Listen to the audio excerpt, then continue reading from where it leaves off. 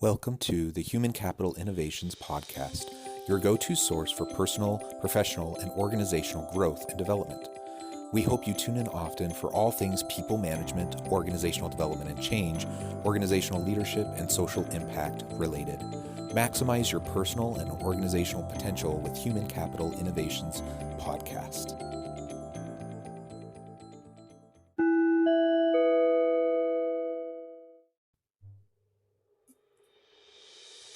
Welcome to the Human Capital Innovations Podcast. Are you looking to better understand systemic racism, white privilege, and the Black Lives Matter movement? In this HCI podcast episode, we share Dr. Martin Luther King's historic letter from a Birmingham jail. Though he wrote this letter a little over 57 years ago, it remains incredibly relevant today.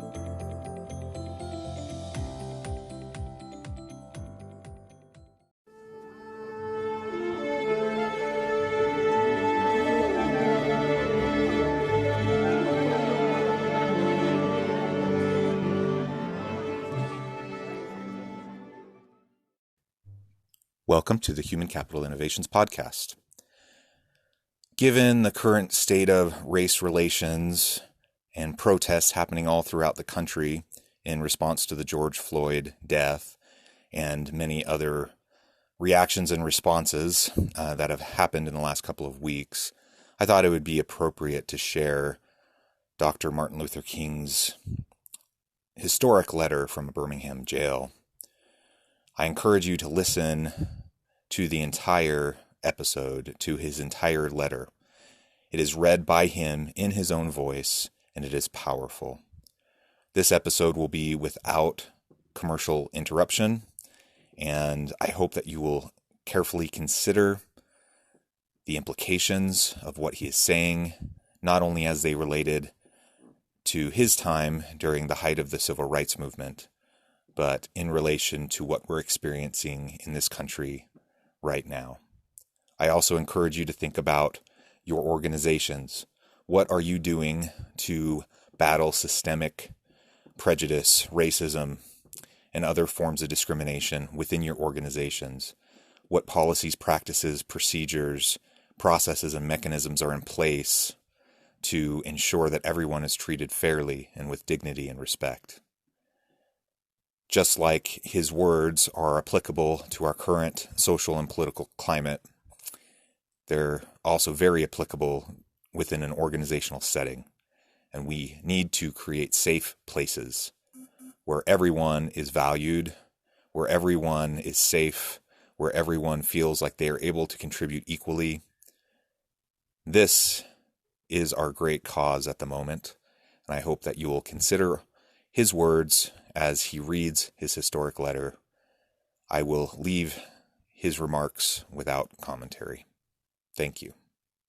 My dear fellow clergymen, while confined here in the Birmingham City Jail, I came across your recent statement calling my present activities unwise and untimely. Seldom do I pause to answer criticism of my work and ideas. If I sought to answer all the criticisms that cross my desk, my secretaries would have little time for anything other than such correspondence in the course of the day, and I would have no time for constructive work. But since I feel that you are men of genuine goodwill and that your criticisms are sincerely set forth, I want to try to answer your statement in what I hope will be patient and reasonable terms. I think I should indicate why I am here in Birmingham, since you have been influenced by the view which argues against outsiders coming in. I have the honor of serving as president of the Southern Christian Leadership Conference, an organization operating in every southern state with headquarters in Atlanta, Georgia. We have some 85 affiliated organizations across the South, and one of them is the Alabama Christian Movement for Human Rights. Frequently, we share staff educational and financial resources without affiliates. Several months ago, the affiliate here in Birmingham asked us to be on call to engage in a nonviolent direct action program if such were deemed necessary. We readily consented, and when the hour came, we lived up to our promise. So I, along with several members of my staff, am here because I was invited here. I am here because I have organizational ties here. But more basically, I'm in Birmingham because injustice is here. Just as the prophets of the 8th century BC left their villages and carried their "Thus saith the Lord" far beyond the boundaries of their hometowns, and just as the Apostle Paul left his village of Tarsus and carried the gospel of Jesus Christ to the far corners of the Greco-Roman world, so am I compelled to carry the gospel of freedom beyond my own hometown. Like Paul, I must constantly respond to the Macedonian call for aid. Moreover, I am cognizant of the interrelatedness of all communities and states. I cannot sit idly by in Atlanta and not be concerned about what happens in Birmingham. Injustice anywhere is a threat to justice everywhere. We are caught in an inescapable network of mutuality, tied in a single garment of destiny. Whatever affects one directly affects all indirectly. You deplore the demonstrations taking place in Birmingham, but your statement, I am sorry to say, fails to express a similar concern for the conditions that brought about the demonstrations. I am sure that none of you would want to rest content with a superficial kind of social analysis that deals merely with effects and does not grapple with underlying causes. It is unfortunate that demonstrations are taking place in Birmingham, but it is even more unfortunate that the city's white power structure left the Negro community with no alternative. In any nonviolent campaign, there are 4 basic steps: collection of the facts to determine whether injustices exist, negotiation, self-purification, and direct action.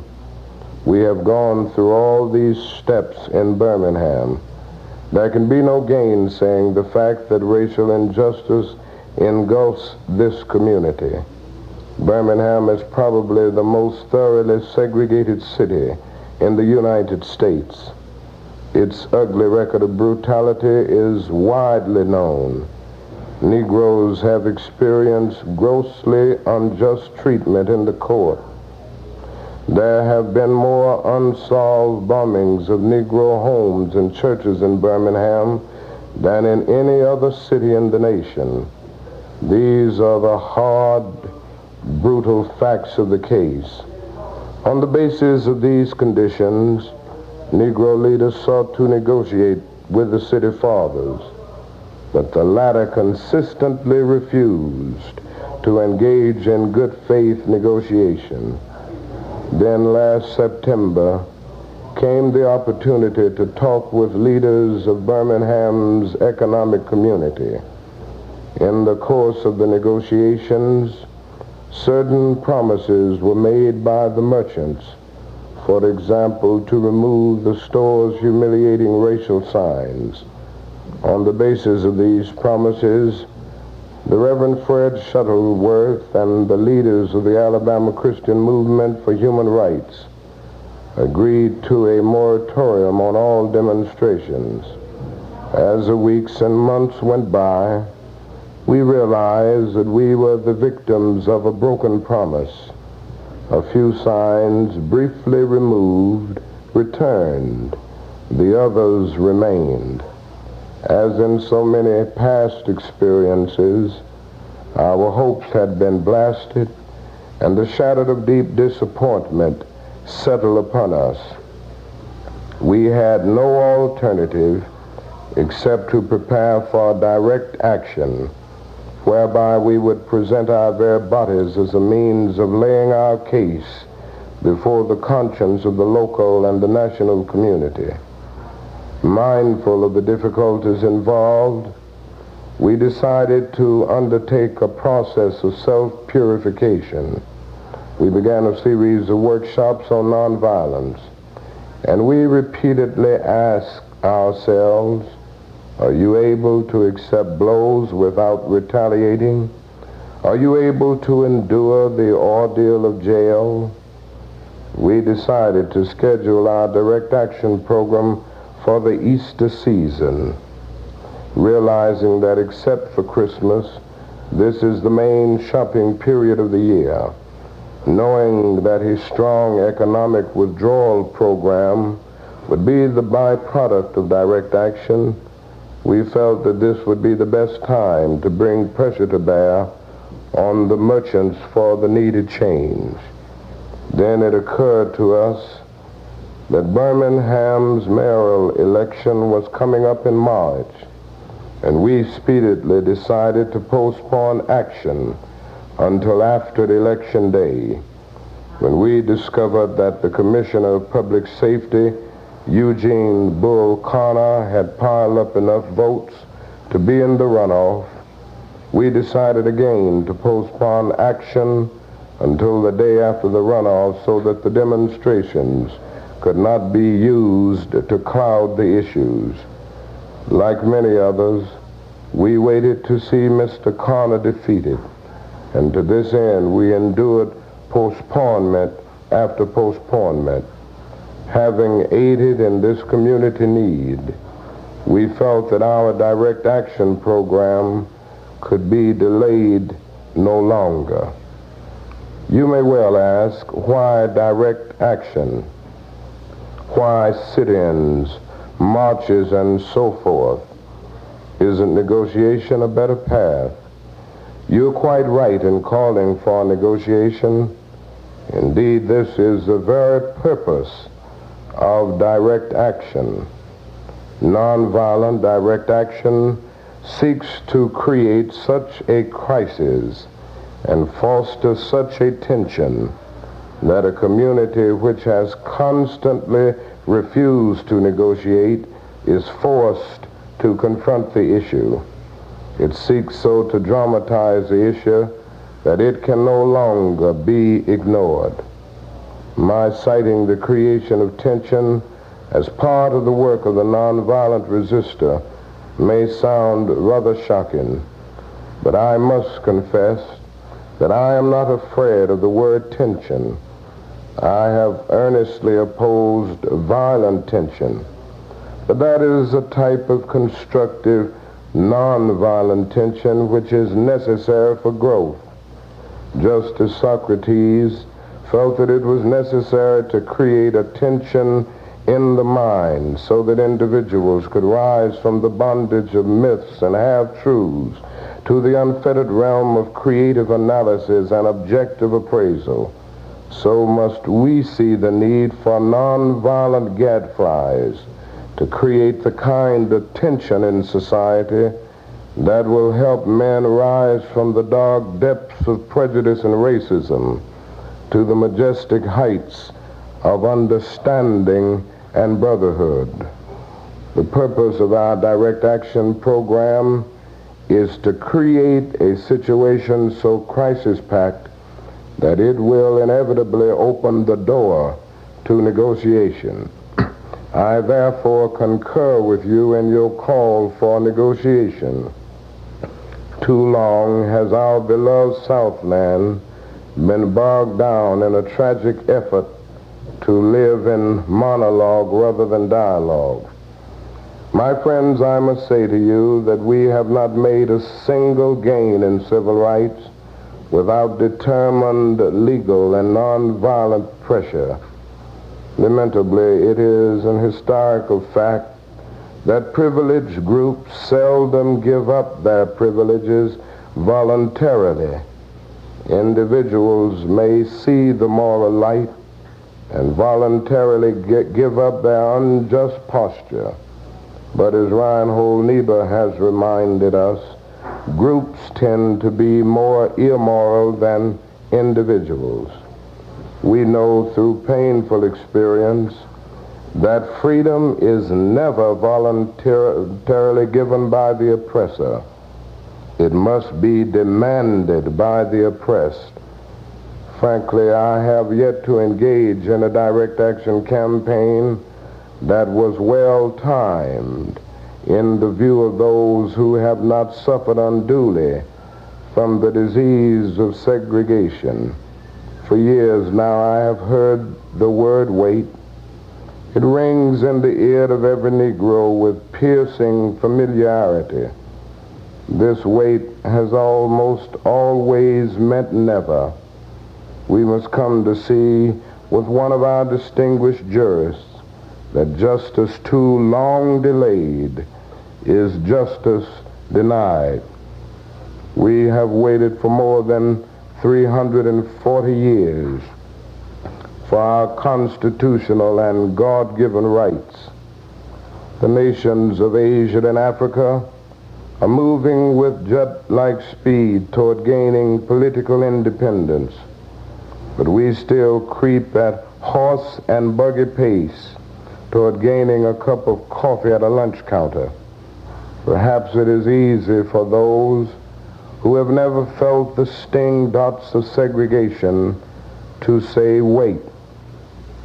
But when you have seen vicious mobs lynch your mothers and fathers at will and drown your sisters and brothers at whim, when you have seen hate-filled policemen curse, kick, and even kill your black brothers and sisters, when you see the vast majority of your 20 million Negro brothers smothering in an airtight cage of poverty in the midst of an affluent society, when you suddenly find your tongue twisted and your speech stammering as you seek to explain to your 6-year-old daughter why she can't go to the public amusement park that has just been advertised on television, and see tears welling up in her eyes when she is told that Funtown is closed to colored children, and see ominous clouds of inferiority beginning to form in her little mental sky, and see her beginning to distort her personality by developing an unconscious bitterness toward white people. When you have to concoct an answer for a 5-year-old son who is asking, "Daddy, why do white people treat colored people so mean?" When you take a cross-country drive and find it necessary to sleep night after night in the uncomfortable corners of your automobile because no motel will accept you, when you are humiliated day in and day out by nagging signs reading white and colored, when your first name becomes nigger, your middle name becomes boy, however old you are, and your last name becomes John, and your wife and mother are never given the respected title Mrs., when you are harried by day and haunted by night by the fact that you are a Negro, living constantly at tiptoe stance, never quite knowing what to expect next, and are plagued with inner fears and outer resentments, when you are forever fighting a degrading and degenerating sense of nobodiness, then you will understand why we find it difficult to wait. There comes a time when the cup of endurance runs over, and men are no longer willing to be plunged into the abyss of despair. I hope, sirs, you can understand our legitimate and unavoidable impatience. You express a great deal of anxiety over our willingness to break laws. This is certainly a legitimate concern, since we so diligently urge people to obey the Supreme Court's decision of 1954 outlawing segregation in the public schools. At first glance, it may seem rather paradoxical for us consciously to break laws. One may well ask, how can you advocate breaking some laws and obeying others? The answer lies in the fact that there are two types of laws, just and unjust. I would be the first to advocate obeying just laws. One has not only a legal but a moral responsibility to obey just laws. Conversely, one has a moral responsibility to disobey unjust laws. I would agree with St. Augustine that an unjust law is no law at all. Now, what is the difference between the two? How does one determine whether the law is just or unjust? A just law is a man-made code that squares with the moral law or the law of God. An unjust law is a code that is out of harmony with the moral law. To put it in the terms of St. Thomas Aquinas, an unjust law is a human law that is not rooted in eternal and natural law. Any law that uplifts human personality is just. Any law that degrades human personality is unjust. All segregation statutes are unjust because segregation distorts the soul and damages the personality. It gives the segregator a false sense of superiority and the segregated a false sense of inferiority. Segregation, to use the terminology of the Jewish philosopher Martin Buber, substitutes an I-it relationship for an I-thou relationship and ends up relegating persons to the status of things.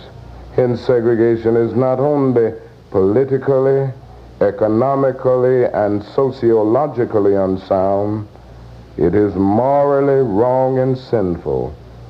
Paul Tillich has said that sin is separation, is not segregation, an existential expression of man's tragic separation, his awful estrangement, his terrible sinfulness. Thus, it is that I can urge men to obey the 1954 decision of the Supreme Court, for it is morally right, and I can urge them to disobey segregation ordinances, for they are morally wrong. Let us consider the more concrete expression of just and unjust laws. An unjust law is a code that a numerical or power majority group compels a minority group to obey, but does not make binding on itself. This is difference made legal. But by the same token, a just law is a code that a majority compels a minority to follow, and that is, it is willing to follow itself. This is sameness made legal. Let me give another explanation. A law is unjust if it is inflicted on a minority that as a result of being denied the right to vote had no part in enacting or devising the law. Who can say that the legislature of Alabama, which set up that state's segregation laws, was democratically elected? Throughout Alabama, all sorts of devious methods are used to prevent Negroes from becoming registered voters. And there are some counties in which, even though Negroes constitute a majority of the population, not a single Negro is registered. Can any law enacted under such circumstances be considered democratically structured. Sometimes a law is just on its face and unjust in its application. I hope you are able to see the distinction I am trying to point out. In no sense do I advocate evading or defying the law, as would the rabid segregationists. That would lead to anarchy. One who breaks an unjust law must do so openly, lovingly, and with a willingness to accept the penalty. I submit that an individual who breaks a law that conscience tells him is unjust and who willingly accepts the penalty of imprisonment in order to arouse the conscience of the community over its injustice is in reality expressing the highest respect for law. Of course, that is nothing new about this kind of civil disobedience. It was evidenced sublimely in the refusal of Shadrach, Meshach, and Abednego to obey the laws of Nebuchadnezzar on the ground that a higher moral law was at stake. It was practiced superbly by the early Christians who were willing to face hungry lions and the excruciating pain of chopping blocks rather than submit to certain unjust laws of the Roman Empire. To a degree, academic freedom is a reality today because Socrates practiced civil disobedience. In our own nation, the Boston Tea Party represented a massive act of civil disobedience. We should never forget that everything Adolf Hitler did in Germany was legal, and everything the Hungarian freedom fighters did in Hungary was illegal. It was illegal to aid and comfort a Jew in Hitler's Germany. Even so, I am sure that had I lived in Germany at the time, I would have aided and comforted my Jewish brothers. If today I lived in a communist country where certain principles dear to the Christian faith are suppressed, I would openly advocate disobeying that country's anti-religious laws. I must make two honest confessions to you, my Christian and Jewish brothers. First, I must confess that over the past few years I have been gravely disappointed with the white moderate.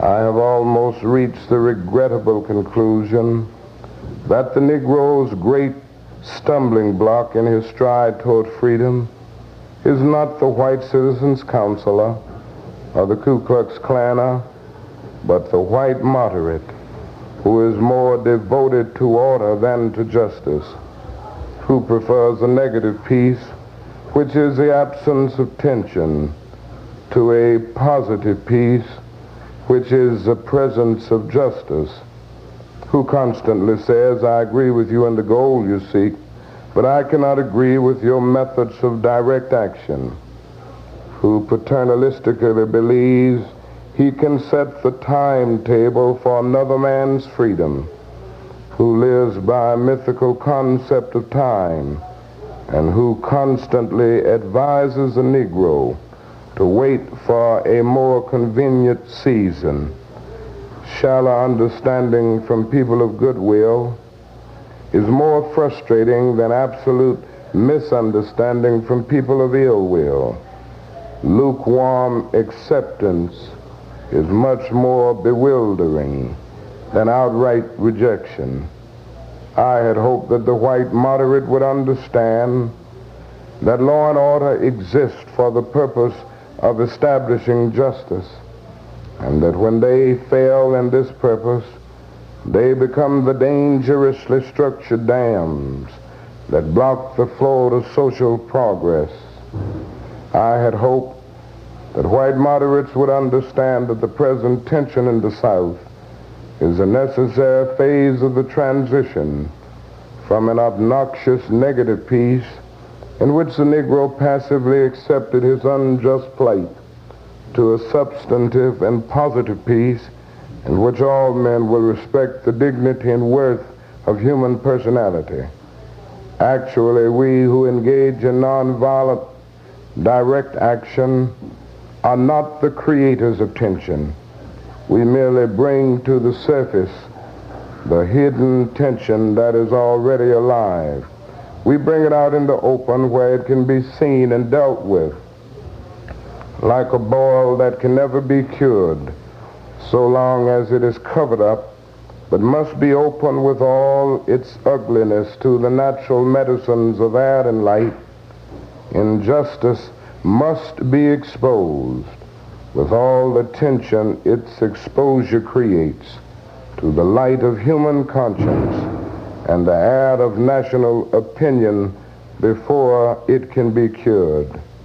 In your statement, you assert that our actions, even though peaceful, must be condemned because they precipitate violence. But is this a logical assertion? Isn't this like condemning a robbed man because his possession of money precipitated the evil act of robbery? Isn't this like condemning Socrates because his unswerving commitment to truth and his philosophical inquiries precipitated the act by the misguided populace in which they made him drink hemlock? Isn't this like condemning Jesus because his unique God consciousness and never ceasing devotion to God's will precipitated the evil act of crucifixion?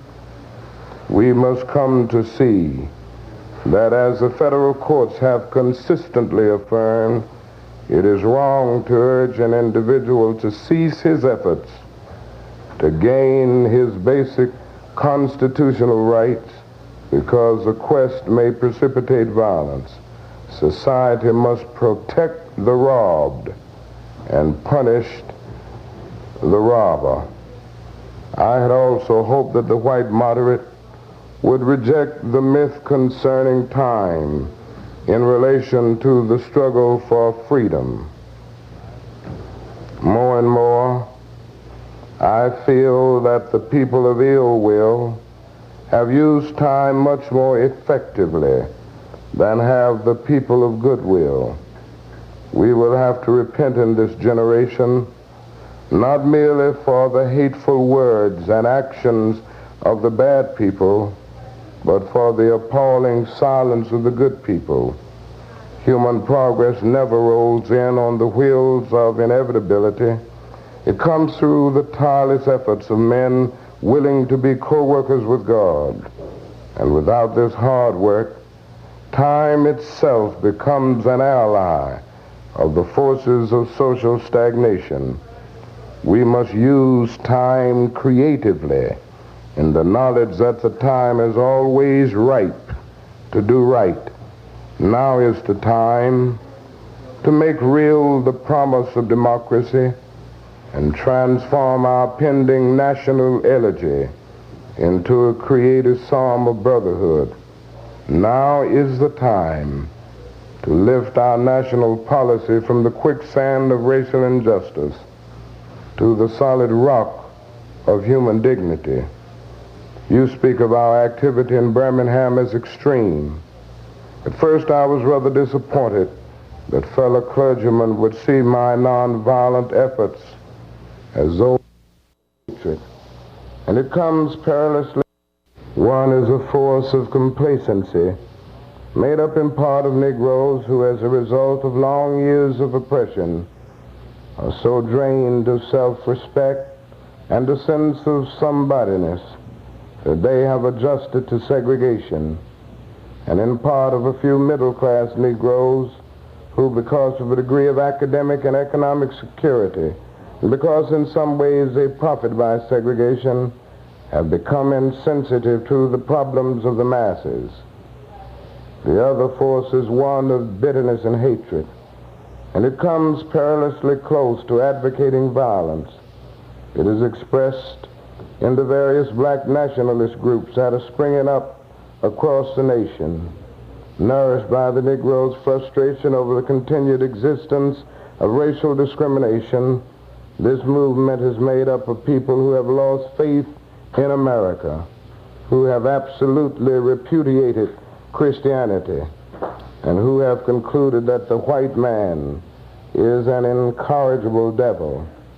I have tried to stand between these two forces, saying that we need emulate neither the do-nothingism of the complacent nor the hatred and despair of the black nationalists. For that is a more excellent way of love and nonviolent protest. I am grateful to God that through the influence of the Negro Church, the way of nonviolence became an integral part of our struggle. If this philosophy had not emerged, by now the hatred and despair of the black nationalists. For that is a more excellent way of love and nonviolent protest. I am grateful to God that through the influence of the Negro Church, the way of nonviolence became an integral part of our struggle.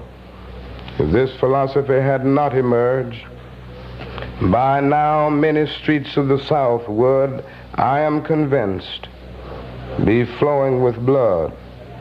And I am further convinced that if our white brothers dismiss as rabble-rousers and outside agitators those of us who employ nonviolent direct action, and if they refuse to support our nonviolent efforts, millions of Negroes will, out of frustration and despair, seek solace and security in black nationalist ideologies, a development that would inevitably lead to a frightening racial nightmare.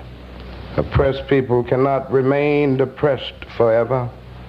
The yearning for freedom eventually manifests itself, and that is what has happened to the American Negro. Something within has reminded him of his birthright of freedom, and something without has reminded him that it can be gained. Consciously, unconsciously, he has been caught up by the spirit of the times, and with his black brothers of Africa and his brown and yellow brothers of Asia, South America, and the Caribbean, the United States Negro is moving with a sense of great urgency toward the promised land of racial justice. If one recognizes this vital urge that has engulfed the Negro community, one should readily understand why public demonstrations are taking place.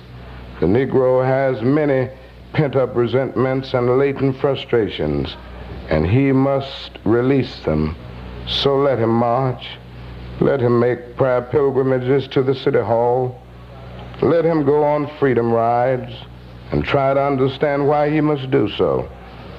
If his repressed emotions are not released in nonviolent ways, they will seek expression through violence. This is not a threat, but a fact of history. So I have not said to my people, get rid of your discontent.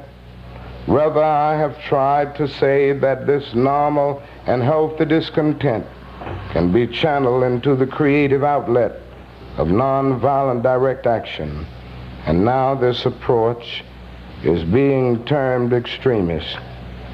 But though I was initially disappointed at being categorized as an extremist, as I continued to think about the matter, I gradually gained a measure of satisfaction from the label. Was not Jesus an extremist for love? Love your enemies, bless them that curse you, do good to them that hate you, and pray for them which despitefully use you and persecute you. Was not Amos an extremist for justice? Let justice roll down like waters, and righteousness like a mighty stream. Was not Paul an extremist for the Christian gospel? I bear in my body the marks of the Lord Jesus Christ. Was not Martin Luther an extremist?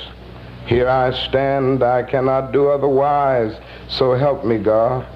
Was not John Bunyan an extremist? I will stay in jail to the end of my days before I make a butchery of my conscience. And Abraham Lincoln, this nation cannot survive half slave and half free. And Thomas Jefferson, we hold these truths to be self-evident. that all men are created equal. So the question is not whether we will be extremists, but what kind of extremists we will be. Will we be extremists for hate or for love? Will we be extremists for the preservation of injustice or for the extension of justice? In that dramatic scene on Calvary's Hill, 3 men were crucified. We must never forget that all 3 were crucified for the same crime, the crime of extremism. 2 were extremists for immorality, and thus fell below that environment. The other, Jesus Christ, was an extremist for love, truth, and goodness, and thereby rose above his environment. Perhaps the South, the nation, and the world are in dire need of creative extremists. I had hoped that the white moderate would see this need. Perhaps I was too optimistic. Perhaps I expected too much. I suppose I should have realized that few members of the oppressor race can understand the deep groans and passionate yearnings of the oppressed race, and still fewer have the vision to see that injustice must be rooted out by strong, persistent, and determined action. Let me take note of my other major disappointment. I have been so greatly disappointed with the white church and its leadership. Of course, there are some notable exceptions, and I am not unmindful of these. But despite these notable exceptions, I must honestly reiterate that I have been disappointed with the church. I do not say this as one of those negative critics who can always find something wrong with the church. I say this as a minister of the gospel who loves the church, who was nurtured in its bosom, who has been sustained by its spiritual blessings, and who will remain true to it as long as the cords of life shall lengthen. When I was suddenly catapulted into the leadership of the bus protest in Montgomery, Alabama a few years ago, I felt we would be supported by the white church. But this never came through. All too many ministers found themselves more cautious than courageous and remained silent behind the safe security of stained glass windows. In spite of my shattered dreams, I came to Birmingham with the hope that the white religious leadership of this community would see the justice of our cause and with deep moral concern would serve as a channel through which our just grievances could reach the power structure. I had hoped that each of you would understand, but again I have been disappointed. I've heard numerous southern religious leaders admonish their worshipers to comply with a desegregation decision because it is the law. But I have longed to hear white ministers declare, follow this decree because integration is morally right and because the Negro is your brother. In the midst of blatant injustices inflicted upon the Negro, I have watched white churchmen stand on the sideline and mouth pious irrelevances and sanctimonious trivialities. In the midst of a mighty struggle to rid our nation of racial and economic injustice, I have heard many ministers say those are social issues with which the gospel has no concern. I have traveled the length and breadth of Alabama, Mississippi, and all the other southern states on sweltering summer days and crisp autumn mornings. I have looked at the South's beautiful churches with their lofty spires pointing heavenward. I have beheld the impressive outlines of a massive religious education buildings. Over and over I have found myself asking, what kind of people worship here? Who is their God? Where were their voices when the lips of Governor Bonnet dripped with words of interposition and nullification? Where were they when Governor Wallace gave a clarion call for defiance and hatred? Where were their voices of support and bruised and weary Negro men and women decided to rise from the dark dungeons of complacency to the bright hills of creative protest. Yes, these questions are still in my mind. In deep disappointment, I have wept over the laxity of the church, but be assured that my tears have been tears of love. There can be no disappointment where there is not deep love. Yes, I love the church. How could I do otherwise? I am in the rather unique position of being the son, the grandson, and the great-grandson of preachers. Yes, I see the church as the body of Christ, but oh, how we have blemished and scarred that body through social neglect and through fear of being nonconformists. There was a time when the church was very powerful, and a time when the early Christians rejoiced at being deemed worthy to suffer for what they believe. In those days, the church was not merely a thermometer that recorded the ideas and principles of popular opinion. It was a thermostat that transformed the mores of society. Whenever the early Christians entered a town, the people in power became disturbed and immediately sought to convict the Christians for being disturbers of the peace and outside agitators. But the Christians pressed on in the conviction that they were a colony of heaven, called by God to obey God rather than man. Small in number, they were big in commitment. They were too God intoxicated to be astronomically intimidated. Things are different now. So often the contemporary church is a weak, ineffectual voice with an uncertain sound. But the judgment of God is upon the church as never before.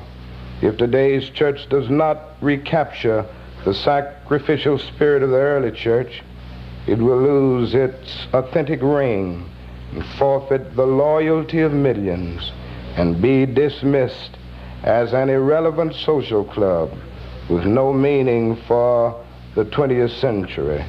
Perhaps I have once again been too optimistic. Is organized religion too inextricably bound to the status quo to save our nation and world? Perhaps I must turn my faith to the inner spiritual church, the church within the church, as the true ecclesia and the hope of the world. But again, I am thankful to God that some noble souls from the ranks of organized religion have broken loose from the paralyzing chains of conformity and joined us as active partners in the struggle for freedom. They have left their secure congregations and walked the streets of Albany, Georgia with us. They have gone down the highways of the South on torturous rides for freedom. Yes, they have gone to jail with us. Some have been dismissed from their churches, have lost the support of their bishops and fellow ministers, but they have acted in the faith that right defeated is stronger than evil triumphant. And their witness has been the spiritual salt that has preserved the true meaning of the gospel in these troubled times. They have carved a tunnel of hope through the dark mountain of despair. I hope the church as a whole will meet the challenge of this decisive hour. But even if the church does not come to the aid of justice, I have no despair about the future. I have no fear about the outcome of our struggle in Birmingham, even if our motives are at present misunderstood. We will reach the goal of freedom in Birmingham and all over the nation, because the goal of America is freedom. Abused and scorned though we may be, our destiny is tied up with America's destiny. Before the Pilgrims landed at Plymouth, we were here. Before the pen of Jefferson etched the majestic words of the Declaration of Independence across the pages of history, we were here. For more than 2 centuries, our forebears labored in this country without wages. They made cotton king. They built the homes of their masters while suffering gross injustice and shameful humiliation. And yet out of a bottomless vitality, they continue to thrive and develop. If the inexpressible cruelties of slavery could not stop us, the opposition we now face will surely fail. We will win our freedom because the sacred heritage of our nation and the eternal will of the Almighty God are embodied in our echoing demands. Never before have I written so long a letter. I'm afraid it is much too long to take your precious time. I can assure you that it would have been much shorter if I had been writing from a comfortable desk. But what else can one do when he is alone in a narrow jail cell other than write long letters, think long thoughts, and pray long prayers? If I have said anything in this letter that overstates the truth and indicates an unreasonable impatience, I beg you to forgive me. If I've said anything that understates the truth and indicates my having a patience that allows me to settle for anything less than brotherhood, I beg God to forgive me. I hope this letter finds you strong in the faith. I also hope that circumstances will soon make it possible for me to meet each of you, not as an integrationist or as a civil rights leader, but as a fellow clergyman and a Christian brother.